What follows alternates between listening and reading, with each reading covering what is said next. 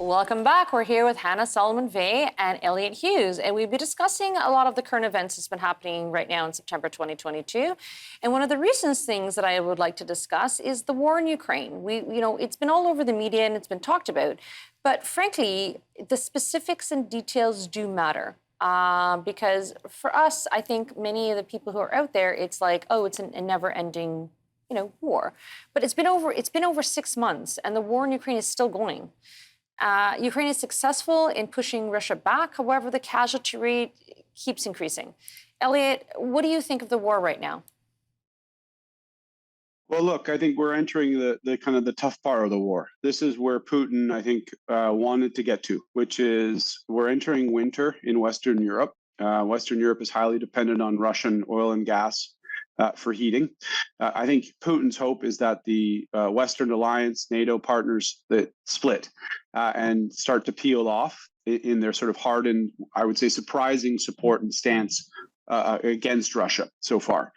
So I would say, as terrible as it's been the first 6 months, the next 6 months are going to be even tougher and even harder on both the people of Ukraine and also on the alliance itself holding together against Putin and Russia, and seeing whether or not they're going to start to break apart, or they're going to stick together and sort of continue to support the country as it goes through some very, very difficult times the next couple of months. I agree, and the word support is obviously a euphemism now, because Ukraine wants support, full on, a declaration, but the Western world is not willing to give it yet.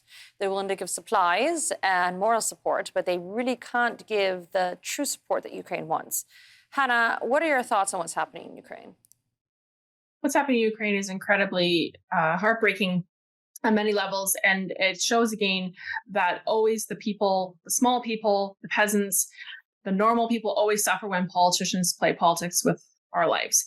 And it's not the warlords that are suffering. War is a big money making industry, so it's the little people that suffer. These are the people that are having their houses blown up. I follow some of these people online. A woman 9 months pregnant having to flee out of Ukraine to go into Hungary to give birth to her baby. Those are the types of things that happen when politicians and their ivory towers decide that they want to, fight over oil and gas or whatever they're doing, gain more land, things like that. But I don't believe any of this would be happening if Trump was still in power. There were no new wars under Trump, and the Biden administration is incredibly weak. We saw what happened in Afghanistan. We see what's happening now in Ukraine, even potentially what could be happening in Taiwan. These things are all happening, and these other superpowers in the world feel empowered because the U.S. government is so weak right now under Biden.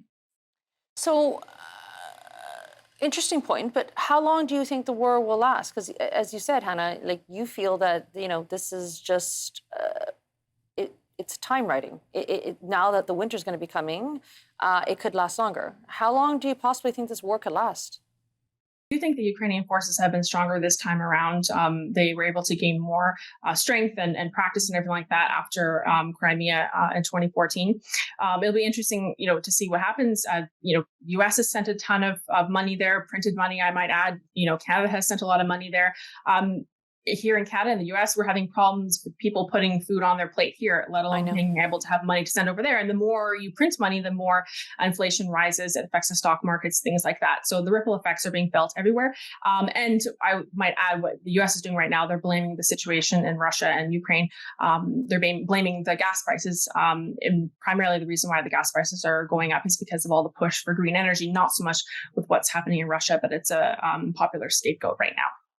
And Elliot, can Canadians do anything to help in this situation, or really should Canadians hone down and take care of themselves? Because as Hannah pointed out, inflation, interest rates are gone up. Well, Canadians can help, but just to be clear, this is all about Vladimir Putin's decision to go to war in Ukraine. This is not about Joe Biden or or Justin Trudeau or whoever.